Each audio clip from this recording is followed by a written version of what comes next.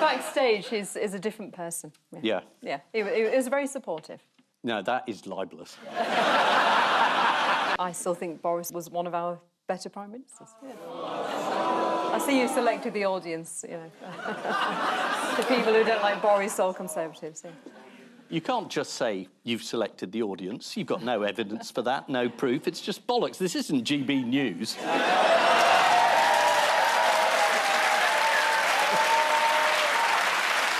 Hang on, isn't this GB News? I thought I was on GB. We're in the wrong place altogether. Anyway, right. It has been another week... No, don't go. No. Sorry, that was a bit late, wasn't it? But you were on a reality show. You were on Hunted. I was, yeah, to raise money for Stand Up to Cancer, yeah.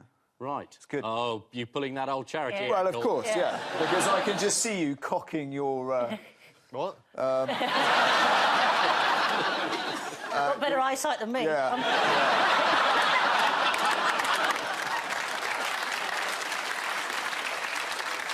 How long did you survive before you were found? I won. I mean... Oh, you won? Yeah. You're applauding the fact that one of your elected representatives bunked off for 2 weeks and went on telly instead. Yeah, absolutely right. What a good man. This libel trial's going to go well. I can't wait. What bit did the BBC get wrong? This idea... so I run a company that trains veterans to go into cyber employment. Yeah. And 4 companies away from that, there's a company that's gone bust. Yeah, it's not many companies. It's quite a big company. 4 people being arrested. Big story. It's a big story, but it's got nothing to do with me. But you never... Well, of course not. Not Why would I have interested anything in to who do with provided your financial £85,000 salary? Yes, For a and it was 4-hour provided through business in that company that company generated. That How had does nothing training to do with us, veterans yeah. make enough money to earn you 85 Because if you train them in cyber security, and they have specialist skills, they go into FTSE 100 companies and they earn quite a lot of money in cyber security. I sound like a right bastard, don't I, doing this whole sort of veterans employment thing? No, it's not the veterans bit. It's the £85,000 Yeah, for a 4-hour job. I know. I know what you're thinking, because you're I'm thinking, why don't you do it for free? I know, because you get 20 grand for 2 hours tonight, don't you? Yeah, but the people who've lost money out of this company Yeah. are very cross with you. It's about your behaviour and the fact that you didn't know and didn't ask as a non-executive director, where does the money come from for this I did company? ask where it came from, and it came from the business that's generated by the business that we do. They were providing the money that kept your company going. No, they You were a didn't. non-exec. No, they didn't. That's why the BBC are being sued for libel, because no money went from that company into Crucial Academy. But it did, though. OK, well, you can keep saying that, but it really didn't. It No, still didn't. I'm just saying the change... This is one for Judge Rinder, I think. Yeah. I'm merely trying to establish the facts. You say you're going to sue the BBC for reporting a story that everybody else has run, and you say that's not how the money got there. I am absolutely sure that not a single penny has come from LCF and gone into Crucial Academy. If it has, I would leave. It hasn't gone directly in. It's gone in through a series of No, other companies. directly or indirectly. If it had, I would leave. Any All more? right, well, we'll see what happens. This is like all of my Christmas dinners with my family.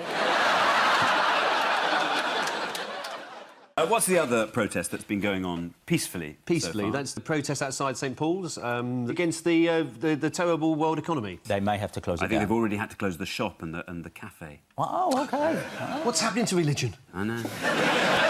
They were protesting against the stock exchange, but they couldn't camp outside there. And then St Paul said, all right, you can camp here. Although it was quite amusing to see the longest queue ever for Starbucks in the history of the world in that square at a protest against capitalism. Does anyone know what the London protesters are trying to achieve? Well, the overthrow of the corrupt city system as they see it, one suspects, no? They tweet about it regularly on their iPhones, perhaps in between getting cafe lattes, and housing themselves in some very fancy tents. But they are against capitalism, except for the lattes.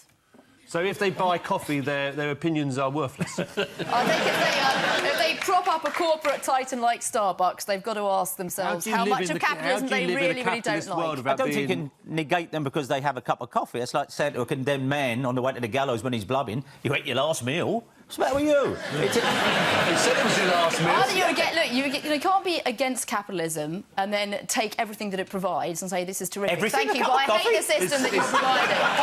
One cup of coffee and they can't...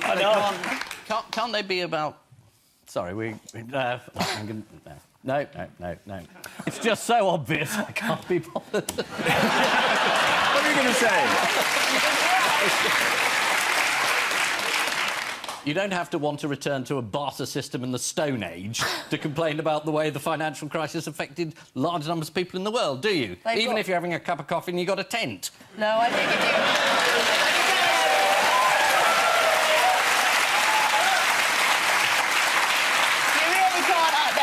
And say capitalism is crisis and then enjoy everything it brings and revel in it and relish it. You keep saying everything. They had a cup of coffee. That's not everything. Well, according to The Guardian, the protesters have a number of targets, but their ambition is to stamp out greed and world poverty. They're hoping to set up a visitor centre and an outreach group to spread the message. Right. Well, that sounds really effective. Much better to get some lobbyists in. Now, Jacob, you supported Boris for the leadership, didn't you? Yes, great man. Until he was... And very popular on Have I Got News For You? You supported Boris until he was stabbed in the back by Michael Gove. Then you supported Gove until he was knocked out. And then you supported Andrea Leadsom. Presumably that was kind of just for a laugh.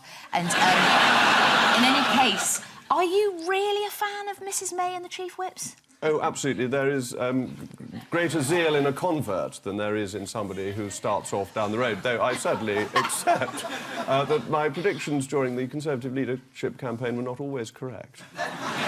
You see, you can do the diplomacy thing, whereas Boris really can't do it, can he? Yes. Oh, I don't know. I think he's marvellous. I'm a jolly good fellow. Oh, you're just being silly now. No, I'm not. No, I'm not. I think he's a great representative for the country on the world stage. People want to meet Boris. They're interested in him. They want to be offended by him. They want to... The row today is that he said something that most people know to be true. So I can't see why people should be too upset. I think the But shock... then Mrs May said it wasn't true. No, Mrs May said it didn't fully represent government policy. That's a different thing.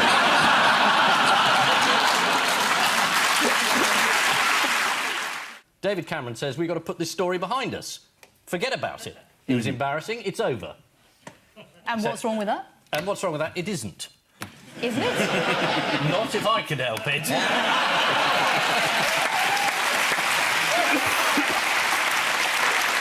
Were you there for his goodbye resignation speech? I did hear his goodbye resignation speech. Were you moved?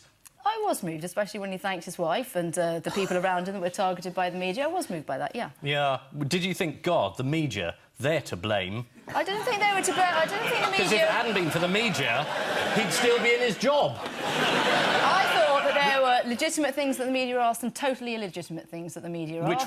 Which ones were they? The innuendo about his personal life. He said he'd blurred his personal and professional life, so presumably we were entitled to ask about the personal life. There was a legitimate area of inquiry, that's perfectly fine.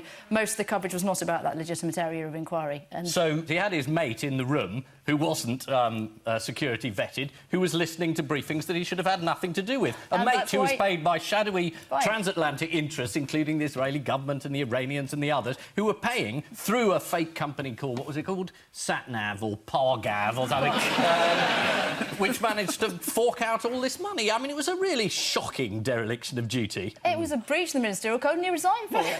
I don't see... Breach of the code sounds like he's ripped his trousers. I mean...